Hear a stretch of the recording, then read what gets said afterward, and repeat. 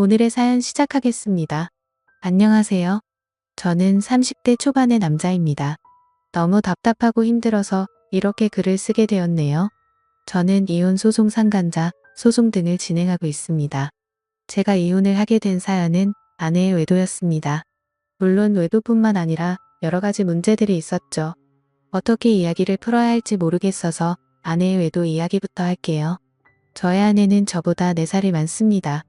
결혼 시작부터 마지막까지 그 나이차로 인해 아내와 처가 사람들에게 어린 놈의 자식이라는 말과 함께 무시를 당하게 될 줄은 몰랐네요. 아내의 외도, 사유와 지금까지의 말과 행동들 전혀 나이로 사람을 무시할 사람들의 수준으로 적합하지 않았습니다. 아내는 결혼 생활 중 이혼 소송 시작하기 전까지 몇 개월 빼고는 전업주부로 살았습니다. 소득 활동은 오롯이 저의 몫이었습니다. 혼자 소득 활동을 하는 게 억울하진 않았습니다.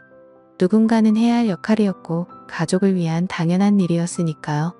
아내는 매일 집에만 있는 게 너무 스트레스였다고 이야기합니다. 여러 취미 활동 좋아하는 것들 해보고 싶은 것들을 해보라고 권유했었습니다. 하지만 아내는 제 조언을 무시하고 선택한 게 온라인 게임이었습니다. 동적인 활동이 여러모로 게임보다는 좋을 듯하여 차라리 밖에 나가 친구들을 만나라고 이야기하곤 했었습니다. 그럼에도 아내는 하루에 적게는 4시간가량 많을 때는 8시간에서 9시간가량을 게임에 몰두하였고 심각한 게임 중독 증세까지 보이기 시작했습니다. 문제는 게임으로부터 시작되었습니다. 게임을 하느라 집안 살림이 점점 개판이 되었고 한 번은 아이가 열린 문으로 나가 행방불명되어 가슴을 쓸어내린 적도 있었습니다. 아이들에게는 매일같이 인스턴트 음식만 먹이고 소홀했습니다. 저에겐 그렇다 해도 아이들에게까지 너무 소홀해지는 것 같아 걱정이 많이 되었습니다. 제발 이런 부분만이라도 신경 써달라 매번 설득하고 타일렀지만 변하는 부분은 없었고 오히려 상황은 악화되었습니다. 아내가 어느 순간부터 이어폰을 끼고 게임상의 친구들과 대화를 하기 시작했습니다. 물론 저는 대수롭지 않게 생각했고 아내가 스트레스를 풀기 위함이니 마음에 들진 않지만 크게 신경 쓰지 않았습니다. 그러던 중 아내에게서 이상한 행동들이 발견됩니다. 아내가 게임에 집착하면서 이어폰을 귀에 꼽은 상태로 잠이 든다거나 평소와 다르게 밤에 속옷만 입고 있는 경우가 많아졌고 새벽마다 잠에서 깨어 누군가와 통화를 하는 일이 잦아지기 시작했습니다. 이때까지도 심각하게 생각하지는 못했습니다. 결혼 생활 내내 전화나 문자, 카톡 전체를 매번 전부 지워놓고 무음으로 해놓고 다녔지만 의심하지 않았어요. 하지만 어느 순간부터 평소 하지 않던 행동들을 아무렇지 않게 행동하여 이상한 느낌이 강하게 들기 시작했습니다. 의심을 해소하고자 정중하게 핸드폰을 보자고 아내에게 부탁을 하였습니다. 그럴 때마다 과하게 성질을 부리며 대뜸 이혼하자고 이야기하는 아내와 충돌하기가 싫어 아무런 확인도 하지 못한 채 시간이 흘렀습니다. 그러던 중 처가에서 식사 자리가 있었고 식사 중에도 핸드폰을 놓지 않는 아내에게 무척이나 화가 났습니다. 한심한 생각도 들었고 이상한 느낌이 강하게 들어 식사 자리가 끝난 후 결국 아내와 한바탕 싸우게 되었습니다. 도대체 무슨 중요한 일이 있길래 가족들과 식사 자리에서 그러고 있느냐. 요즘 너의 이상한 행동들이 너무 의심스럽다. 당당하다면 그렇게 옆에 깨고 사는 핸드폰 좀 보자라고 아내를 다그쳤습니다. 이런저런 실랑이 끝에 아내는 체념을 한 건지 아니면 어떠한 큰 결심을 한 건지 볼 테면 보라고 핸드폰을 던져주더군요. 아내의 핸드폰을 검사하는 모습이 참 꼰대같이 느껴져 제 스스로도 한심했습니다. 하지만 아내의 핸드폰에 충격적인 내용들이 있었습니다. 보다 보니 하트 표시로 저장되어 있던 인물과 이런저런 대화를 나눈 내용이 있더군요. 내용은 사랑한다, 보고 싶다, 이혼하겠다 등의 문자 내용과 영상통화를 하며 나눈 대화를 주고받은 내용 그리고 차마 눈뜨고 볼 수 없는 사진들까지 적나라하게 있었습니다. 이게 뭐냐고 바로 아내에게 따졌고 아내에게서 황당한 응답을 듣게 됩니다. 한마디 미안하단 말도 없이 오히려 적반하장으로 이렇게 됐으니 그냥 이혼하자고 이야기하더군요. 그냥 게임 속 작은 문화다. 실제로는 전혀 이상한 일 없는데 의처증으로 왜 사람 피곤하게 하냐고 합니다. 차라리 그냥 이혼하자며 이혼 후에는 차라리 본인도 자유롭게 살겠다며 이 생활이 너무 지치고 힘들다고 따집니다. 이혼하면 그냥 핸드폰 대화 내용 속에 그 상대와 잘해보겠다고 하면서요. 처음에는 믿기지 않았습니다. 아니, 믿고 싶지 않았지요. 한편으로 멍하기도 하고 너무 황당해서 그랬는지 오히려 아무렇지도 않은 느낌이 들었네요. 결국에는 게임으로 그 외도 상대를 만났고 그놈과 게임도 같이 하고 영상통화, 카톡, 문자, 전화 등 심지어 전화상으로 더러운 영상통화까지 했더군요.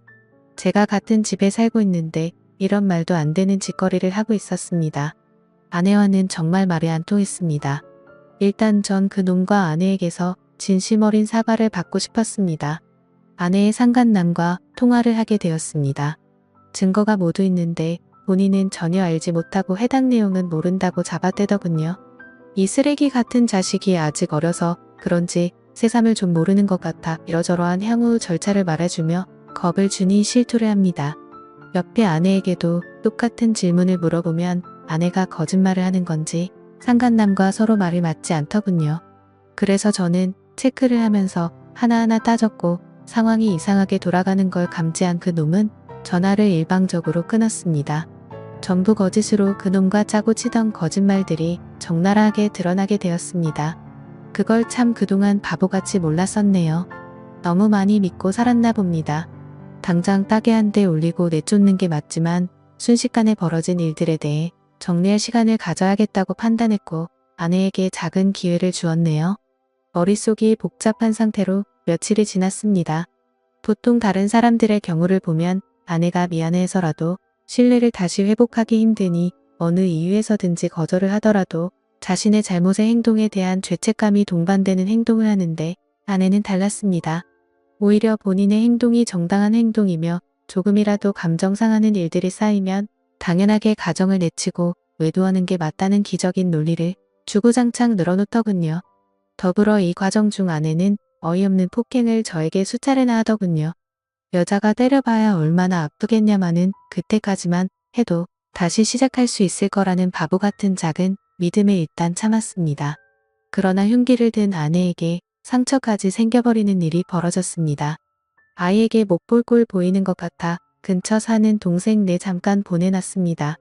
저는 너무나 화가 났고 이성을 잃고 눈이 돌아간 아내에게 한순간 정이 확 떨어졌습니다.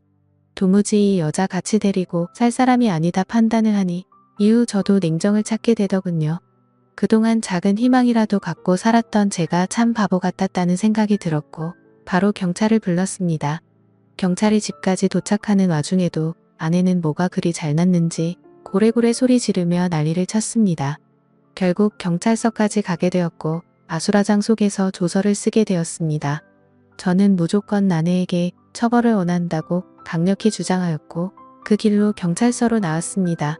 아마도 폭행에 대해서는 벌금형 이상 나오기는 힘들 것 같다고 이야기를 전해 들었고 아내는 그 후로 처카에 들어가 살게 되었습니다. 이때까지도 저에게 사과 한마디 없더군요. 그리고 이 정신나간 여자가 그 후에도 본인 SNS에 이러저런 사진들과 그 상간남 사진까지 올리며 처녀인 척을 하고 있더군요. 저는 공황장애까지 앓고 있으며 약 없이는 잠도 못 들고 악몽도 꾸는데 말이죠. 아이를 위해서라도 이 여자 도저히 용서할 수가 없었습니다. 이혼소송과 불륜 가담자에 대한 손해배상 청구까지 같이 진행하기로 했습니다. 그동안의 카톡 내용들과 사진 녹취한 음성 등 여러 자료들을 가지고 변호사를 찾았습니다. 소송을 진행했고 충분히 문제없이 원하는 대로 진행할 수 있겠다고 하는데 다만 아이가 조금 문제일 수도 있답니다. 애 엄마가 강력히 원하면 양육권은 조금 힘들 수도 있다고 하네요. 이게 말이 되나요? 이 정신나간 여자애까지 본인이 떠안을 거라고 생각은 안 하지만 혹여나 그렇게 될까 내심 걱정을 되더군요. 하지만 저는 끝까지 해볼 것이고 양육비까지 받아낼 생각입니다. 그 와중에 장모라는 사람은 전화를 해서는 제가 문제라는 등 헛소리를 하고 장인은 저를 보면 가만두지 않겠다고 합니다. 제가 보낸 소장을 봤다면서요. 소장의 증거가 모두 첨부되어 있고 그에 대한 내용을 변호사가 정리해서 작성은 사실뿐인 내용인데도 말이죠. 맘대로 생각하시고 원하는 대로 해보셔라. 나 이제 빠꾸 없이 제대로 간다고 끊었습니다. 그에 비해 그 자식이라는 말이 딱 여기서 나온 말 같습니다. 너무나 명백한 아내의 규책 사유에 어떻게 이렇게 뻔뻔하게 나올 수 있는지 어이가 없더군요. 맘 같아서는 오히려 제가 자인을 찾아가 딸년 잘 키우라고 두들겨 패고 싶은 심정이었습니다. 아내의 그놈은 소송 중 알아보니 아내보다도 무려 13살이나 어린 놈이었습니다. 나이를 알고 나니 이 여자 알고는 있었지만 더 한심해지더군요. 13살 연하라네요. 정신 나간 이 여자 그 한계를 끝까지 보여줍니다. 이상간 놈은 경기도 모처에서 학교를 갓 졸업하고 사회복지사 일을 한다고 합니다. 어떻게 이렇게 한 가정을 파탄내고 윤리 도덕의식을 강조하는 직업을 가질 수 있는지 의문만 드네요. 이 년놈들 끝까지 타협 없이 제 남은 인생 모두 투자해 인생 망하게 해주렵니다. 못난 제 사연 끝까지 들어주셔서 감사합니다. 좋은 하루 보내시고 좋은 반려자와 평생 행복한 일만 가득하시길 바라겠습니다. 저는 오늘도 힘들지만 힘을 내보렵니다. 오늘의 사연 들어주셔서 감사합니다. 여러분의 생각은 어떠신지 댓글 달아주세요.